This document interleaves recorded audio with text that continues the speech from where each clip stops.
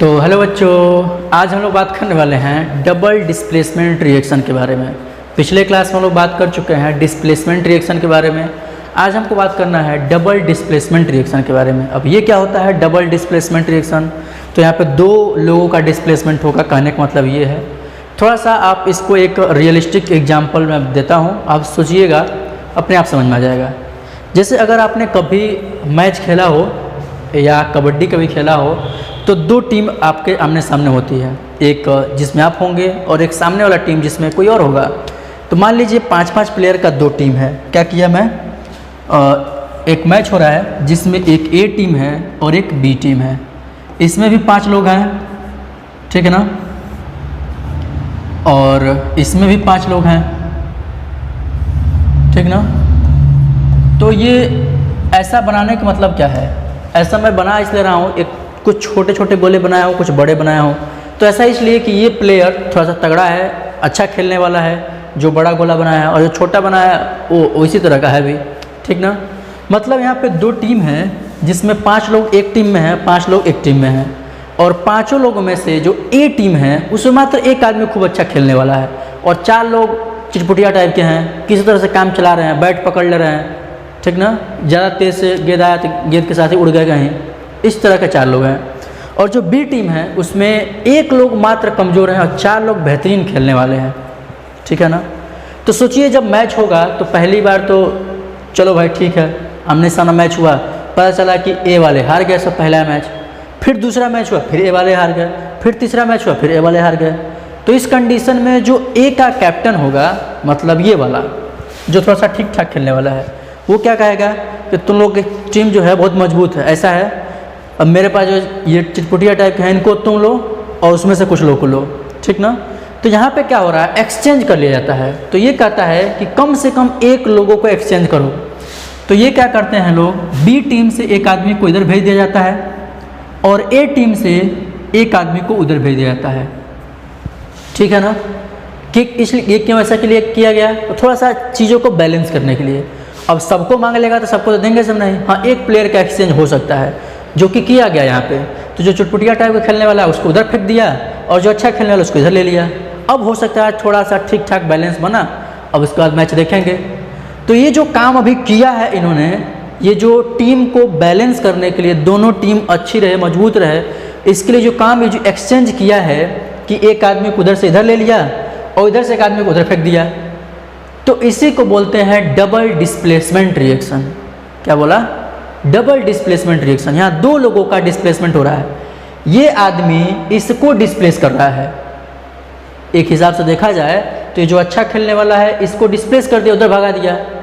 लेकिन एक तरह से ये देखा जाए तो इसने डिस्प्लेस किया इसको कि तुम इधर चलो मैं इधर आ जाता हूँ। एक तरह से देखा जाए तो म्यूचुअली देखा जाए तो दोनों ने एक दूसरे को क्या किया, डिस्प्लेस किया है। तो इसी को बोलते हैं डबल डिस्प्लेसमेंट रिएक्शन, ठीक है ना, कि एक आदमी उधर चला गया, एक आदमी इधर आ गया, तो ये होता है डबल डिस्प्लेसमेंट रिएक्शन। यही आप किसी रिएक्शन में लगा दीजिए कि हमारे पास मान लीजिए 2 कंपाउंड हैं, एक कंपाउंड दूसरा कंपाउंड। इन दोनों कंपाउंड का जब रिएक्शन होगा तो क्या हो, इसमें का कुछ एटम इसमें चला जाए और इसमें का कुछ एटम इसमें चला जाए। तो क्या हुआ, इसमें का कुछ एटम इधर भग गया, इसमें का एटम उधर भग गया, तो दोनों ने आपस में एक्सचेंज किया। तो इसी को बोलते हैं डबल डिस्प्लेसमेंट रिएक्शन। क्लियर है? और अगर आप एटम की जगह पे आयन भी बोल देंगे तो और ज़्यादा सही हो जाएगा। मतलब हमारे पास 2 सब्सटेंस, 2 मॉलिक्यूल, इसका एक आयन इधर चला गया और इसका एक आयन इधर आ गया, तो इसने क्या किया, इन दोनों ने आपस में डबल डिस्प्लेसमेंट किया है। इस रिएक्शन को बोलेंगे डबल डिस्प्लेसमेंट रिएक्शन, ठीक है। आइए थोड़ा सा इसको जो चीज़ें लिखी हैं उसको देख लेते हैं।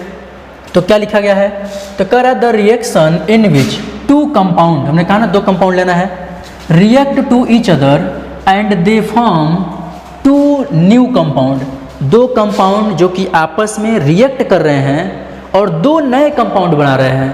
कैसे बना रहे हैं, तो by exchange of ions, ions के एक्सचेंज करके नए 2 सब्सटेंस बनाए जा रहे हैं। मैं बोला हूँ ना कि 2 कंपाउंड लीजिए, इसका एक आयन इधर गया, इसका एक आयन इधर गया, तो जैसे ही आयन का एक्सचेंज करेंगे ये किसी और चीज़ में चेंज हो जाएगा, ये किसी और चीज़ में चेंज हो जाएगा। मतलब दोनों कंपाउंड दो नए प्रोडक्ट बनाए बाई एक्सचेंज ऑफ आयंस, ठीक ना, यही चीज़ लिखा है ऊपर। आगे आइए, आगे क्या लिखा गया है, generally double displacement reaction occur in solution. Generally double displacement reaction जो होता है वो सॉल्यूशन फॉर्म में पाया जाता है, मतलब ये जो रिएक्शन हो रही है वो हो सकता है जो वहाँ पे मीडियम क्या होगा, वाटर होगा, किसी सॉल्यूशन फेज में रिएक्शन हो रही होगी। अब इस पे बात हम करेंगे। One of the product will be insoluble.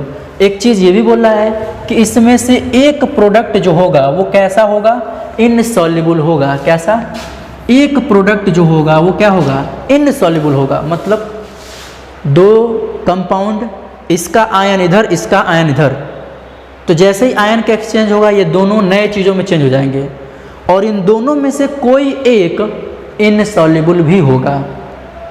Clear है। तो डबल डिस्प्लेसमेंट रिएक्शन के बारे में तो आप जान गए होंगे पहले ही।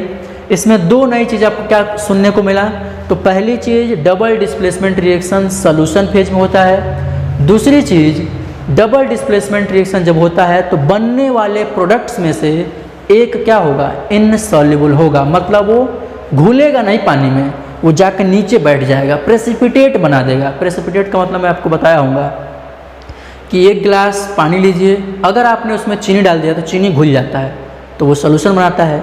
लेकिन चीनी की जगह पे आपने एक चम्मच मिट्टी डाल दिया तो मिट्टी घुलता नहीं है, वो नीचे जाकर बैठ जाता है।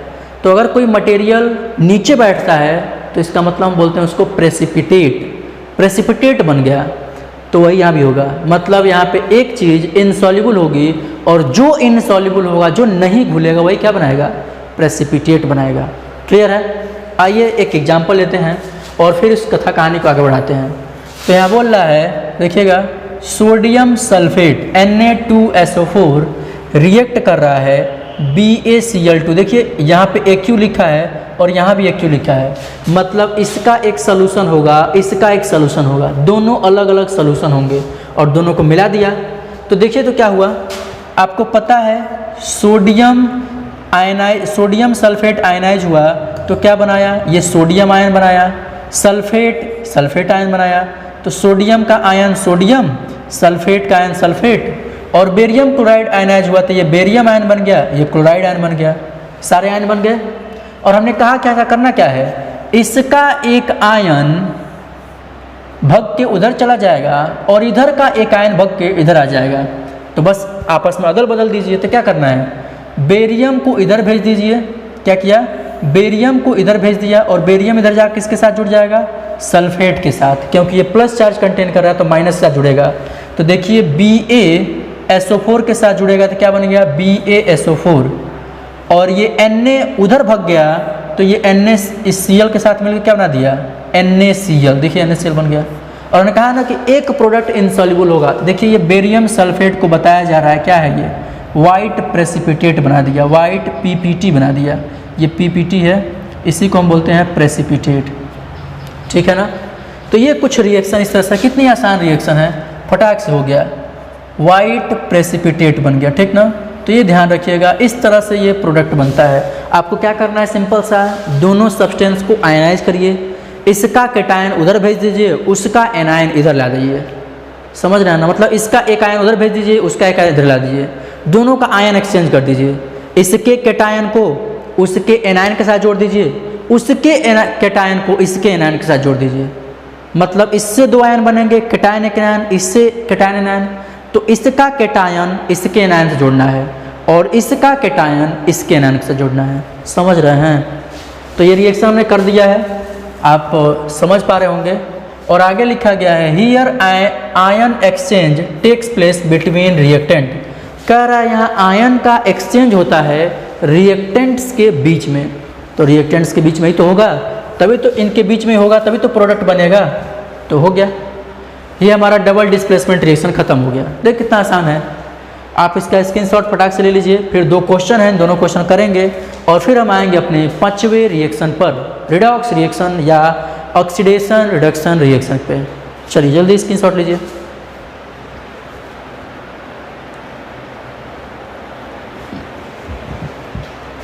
हो गया। अब आइए हम बात कर रहे हैं कुछ क्वेश्चंस की, और क्वेश्चन में क्या बातें हैं तो सुनिएगा। कह रहा है what happens when dilute hydrochloric acid added to iron filings. कह रहा है आयरन फाइलिंग्स के ऐड करने पर किसमें, अगर हम करा what happen when dilute hydrochloric acid added to iron filings, मतलब ये कह रहा है आप HCl को डाल दीजिए या आयरन फाइलिंग्स को डाल दीजिए, दोनों बातें की है। मान लीजिए हमने एक कंटेनर में लिया है HCl, क्या लिया है HCl।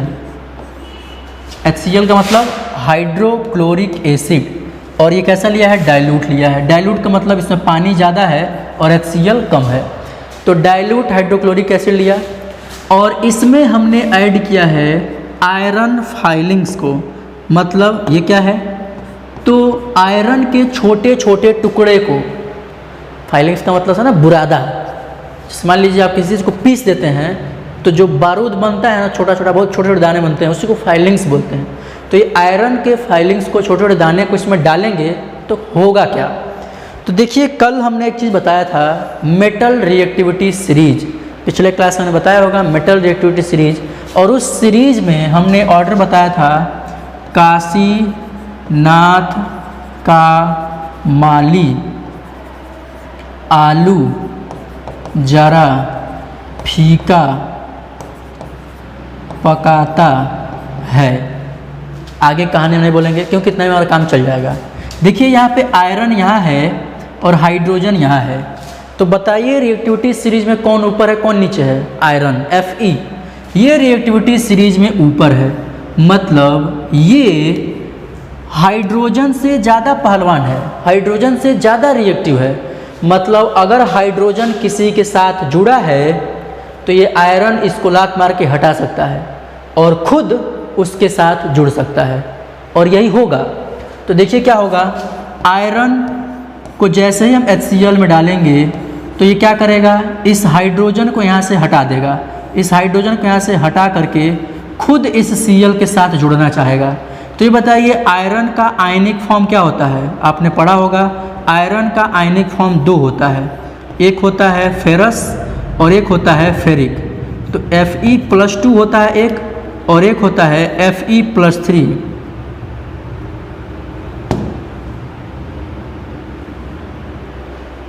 हद है यार, एक Fe+2 होता है और एक Fe+3 होता है, तो हमें Fe+2 लेना है। तो आयरन का आयनिक फॉर्म हो गया Fe+2 और ये आयनाइज होगा तो ये बनाएगा H+ एंड Cl-। तो क्या एक क्लोराइड के साथ एक Fe जुड़ सकता है, कभी नहीं जुड़ सकता। क्यों, क्योंकि यहाँ पे चार्ज बैलेंस नहीं है, और अगर चार्ज बैलेंस नहीं है तो इस केस में आपको क्या करना होगा, दोनों का चार्ज बैलेंस नहीं है, तो अगर इसके चार्ज के बराबर इसको लाना है तो क्या करना होगा, आपको इसके दो आयन ले लीजिए। तो इसके दो आयन लेने के लिए आपको क्या करना होगा, यहाँ 2 से मल्टीप्लाई कर दीजिए, तो 2 से मल्टीप्लाई करेंगे तो हो जाएगा 2H, देखिए ये चेंज हो जाएगा 2H+ में, ये चेंज होगा 2H+ में, और ये हो जाएगा 2Cl-। ठीक है ना, कुछ ज़्यादा ही गोबर गणेश हो गया। चलिए इसको फिर से लिख देते हैं, तो ये हो जाएगा 2H+ एंड ये बन जाएगा 2Cl-। अब देखिए एक Cl के ऊपर एक माइनस और दो Cl के ऊपर दो माइनस चार्ज, और इसके ऊपर दो प्लस चार्ज है ही है, तो ये दोनों आपस में जुड़ सकते हैं और ये बन जाएंगे FeCl2, और ये हाइड्रोजन क्या हो जाएगा, दो हाइड्रोजन है, दो H हाइड्रोजन आयन है, तो ये चेंज हो जाता है H2 में। तो इस तरह से हाइड्रोजन गैस निकलती है एंड FeCl2 बनेगा। क्लियर है, तो यही होगा और कुछ नहीं होगा इस क्वेश्चन में, ख़त्म। तो देख लीजिए आप एक बार इसको, और फिर हम लोग अगले क्वेश्चन पे आते हैं। जल्दी से इसको नोट कर लीजिए या स्क्रीनशॉट ले लीजिए। चलिए आते हैं, अगर स्क्रीनशॉट हो गया हो तो आगे वाले क्वेश्चन पर। अगला क्वेश्चन क्या कर रहा है कि Fe2O3 एंड एल्युमिनियम आपस में रिएक्ट कर रहे हैं तो बन रहा है Al2O3 एंड Fe। तो बताइए ये किस टाइप का रिएक्शन है, combination, double displacement, displacement, decomposition. अच्छा ये बताइए कॉम्बिनेशन में क्या बताया था कि दो लोग आपस में जुड़ के एक को बना दें, डिकम्पोजिशन में क्या होता था, एक आदमी टूट करके 2-4 को बना दे। यहाँ ऐसा कुछ हो रहा है क्या? यहाँ 2 है और 2 इधर दिख रहा है, मतलब ना ये कॉम्बिनेशन है, कॉम्बिनेशन होता तो इधर 2 है तो इधर 1 हो जाता, डिकम्पोजिशन होता तो इधर 1 होता तो इधर 4 हो जाते, या 2 हो जाते, 3 हो जाते। तो मतलब कॉम्बिनेशन है नहीं, पहला गलत। डिकम्पोजिशन है नहीं। अब या तो ये डबल डिस्प्लेसमेंट है या तो डिस्प्लेसमेंट है। अब ये कैसे पहचानेंगे? तो सबसे पहले आपको पहचानने के लिए यहाँ चेक करना होगा कि क्या आयन का एक्सचेंज हो रहा है। तो ये हमने लिया है Fe2O3 और इसकी रिएक्शन हुआ है एल्युमिनियम से। तो यहाँ देखिए एल्युमिनियम के साथ इसका आयनिक फॉर्म क्या हो जाएगा, तो ये हो जाएगा Fe2+ और ऑक्साइड का आयनिक फॉर्म हो जाएगा O-2। ऐसे होगा? एक्चुअल में ऐसा नहीं होगा, इसका आयनिक फॉर्म ऐसे होगा, इसका हो जाएगा Fe+3 और इसका हो जाएगा O-2। अच्छा ये भी एक चीज़ सुन लीजिएगा, कैसे आयन आप बनाते हैं। तो आपको आयन एक तो पहले से पता होना चाहिए, जो हमने कहा था आप याद कर लीजिएगा, एक टेबल बताया था आपको पिछले क्लास में, तो ठीक है वो याद है तो ठीक है। एक नया चीज़ सुन लीजिए, ये जो एटम के नीचे ये जो नंबर लिखा है ना, यही एक्चुअल में दूसरे वाले एटम के ऊपर चार्ज के फॉर्म में जाता है। कैसे जाता है? चार्ज के फॉर्म में। तो ये नंबर इसके सर पे जाएगा, ये नंबर इसके ऊपर चार्ज के फॉर्म में जाएगा और ये वाला नंबर इसके ऊपर चार्ज के फॉर्म में आएगा। ठीक है ना? तो देखिए Fe आयनाइज होगा तो Fe के ऊपर आ गया +3 और ऑक्सीजन के ऊपर आ गया O-2। अब ये माइनस प्लस कैसे डिसाइड करते हैं, तो इसके लिए भाई आपको वो टेबल याद होना चाहिए, किस पे प्लस होता है किस पे माइनस होता है। तो इतना तो कम से कम हो ही जाएगा। तो आपको पहले से पता ही था कि आयरन जो होता है Fe या तो Fe+2 होता है तो Fe+3 होता है। अब इस नंबर से आप पता लगा लेंगे कि ये Fe+3 वाला है या +2 वाला है। क्या ये बात समझ में आया? सिंपल सा आपको क्या करना है, ये Fe2O3 लिखा है तो ये Fe चेंज होगा Fe में, Fe आयन में, आयरन फेरस, और ये ऑक्साइड में। तो इस दोनों पे चार्ज कितना होगा, तो इस नंबर को इसके ऊपर चार्ज में भेज दीजिए, तो ये 3 जाएगा तो इसके ऊपर क्या हो गया +3 और ये 2 इसके ऊपर जाएगा चार्ज में तो ये हो जाएगा -2। बस इस तरह से तो आयन बनाया। तो ये आयन हो गया और एल्युमिनियम का आयनिक फॉर्म हो जाएगा Al+3, ये तो आपको पता ही होगा। और देखिए इस साइड क्या बनाया है, तो एल्युमिनियम ऑक्सीजन के साथ जुड़ गया है, ये एल्युमिनियम इस ऑक्सीजन के साथ जुड़ गया है और ये आयरन हट गया है। तो ये देखिए क्या ये यहाँ से यहाँ गया और इधर से कोई इधर आया क्या?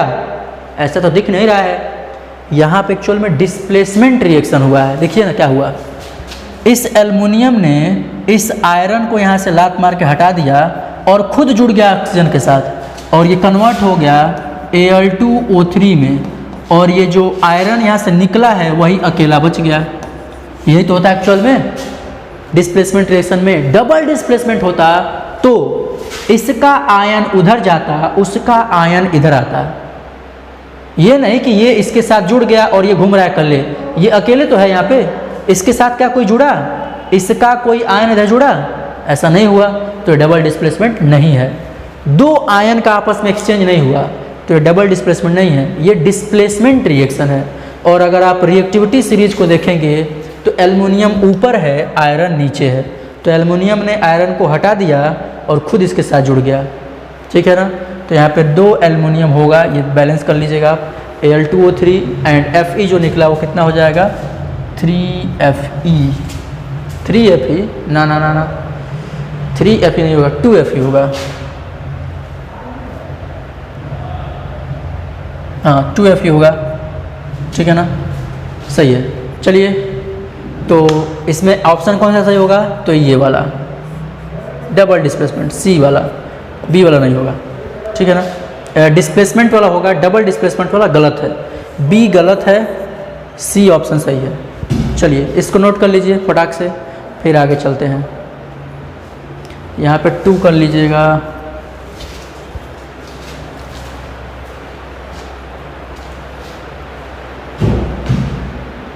चलिए हो गया। तो चलिए अब आगे चलते हैं। अगला हमारे पास रिएक्शन है ऑक्सीडेशन रिडक्शन रिएक्शन, और ये लास्ट रिएक्शन है इस चैप्टर की, और इसके बाद से थोड़ा सा और चीज़ें हैं।